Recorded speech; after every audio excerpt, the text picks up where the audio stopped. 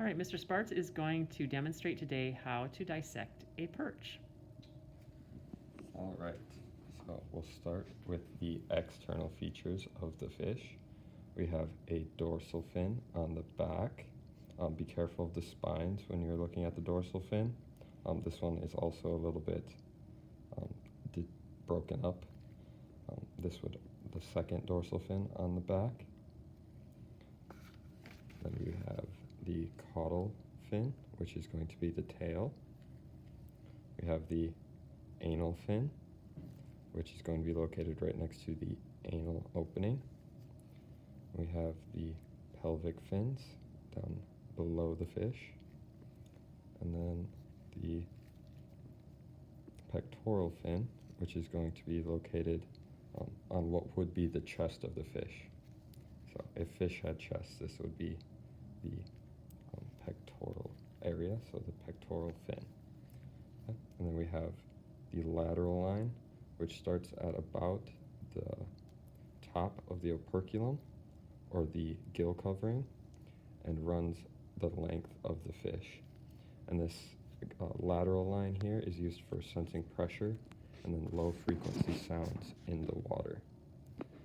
Another thing to point out is just that some of the fins are paired. So in perch, the dorsal fin is a paired fin. The pelvic fins are going to be paired fins, as well as the two pectoral fins here on the sides.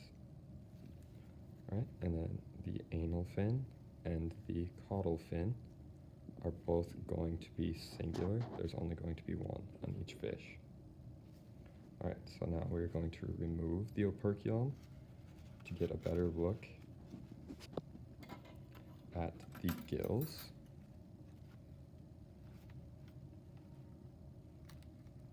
Now this is going to be a little bit of a harder or bonier structure, so when you're cutting this, you're going to have to apply a little bit more force. But after you get that removed and taken off, take your probe and take a look at the gills. Notice how they're very fine, hair-like projections. They are not just one big mess of a thing. There are actually multiple parts on different layers. It almost just looks like little tiny hairs on the fish. So this is what the fish uses to breathe or take in oxygen. Next, we are going to take a look at the inside of the fish by making an incision. So what we want to do is go to the base of the throat and begin to poke in with the scissors. Now when we go in, we want to puncture it and then immediately come straight back up to make sure that we're only cutting the tissue and not actually any of the internal organs. As we are cutting, again, we want to make sure that we're deep enough to be cutting tissue, not internal organs, and we want to go right in between the two pectoral fins, the two pelvic fins. And we're going to go all the way down to the anal opening. You can see that incision right there. Next, from the anal opening, we're going to cut all the way up to the lateral line. Here's where we're going to actually have to start going a little bit deeper to make sure that we're cutting through the musculature of the fish as well as the ribs. So all the way up to the lateral line. Begin to pull that back just a little bit, and then we'll just cut along the lateral line of the fish, cutting through the ribs and the muscles as we go. And we're going to do that all the way up to where the operculum was.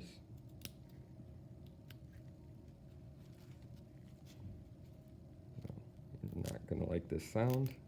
It's going to be tissue ripping. There we go.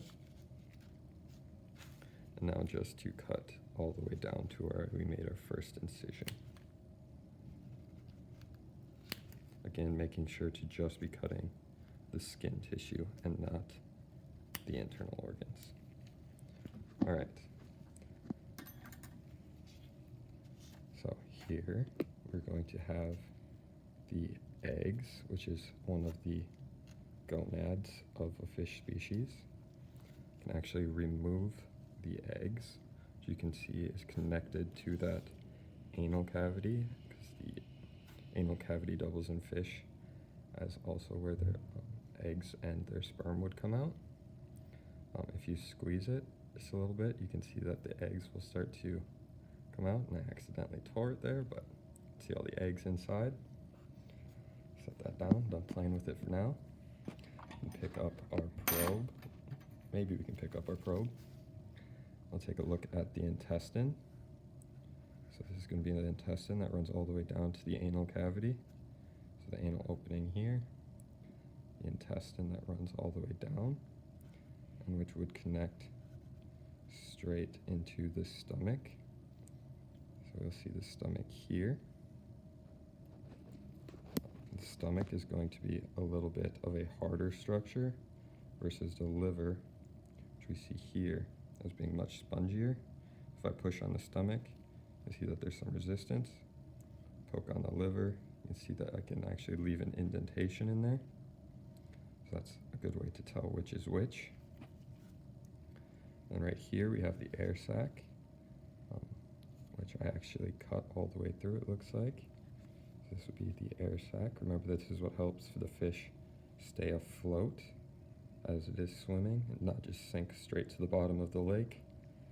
It's sometimes called an air bladder as well. Same with the anal opening. Sometimes we also refer to that as the urogenital opening.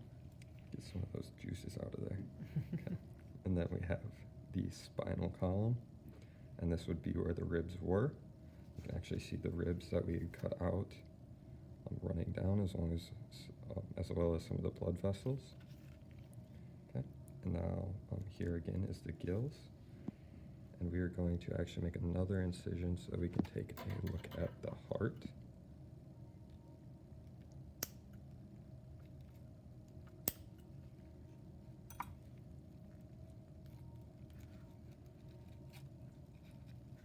Okay, and this structure right here is going to be the two-chambered heart of the fish. You can actually see a difference in the color of the two different chambers that the fish would have. Okay. So 2 chambers of the two-chambered heart that the fish will have. Okay. Then we can transition over. So this fish was a female. This is what a male fish is going to look like. So instead of eggs, this is going to have gonads here, which also again connect to that anal or opening. Right underneath is going to be where that intestine comes in and attaches to, again, the stomach. Okay. That is going to be our differences between the male and female fish. Hopefully you found this informative and helpful. Thanks for watching.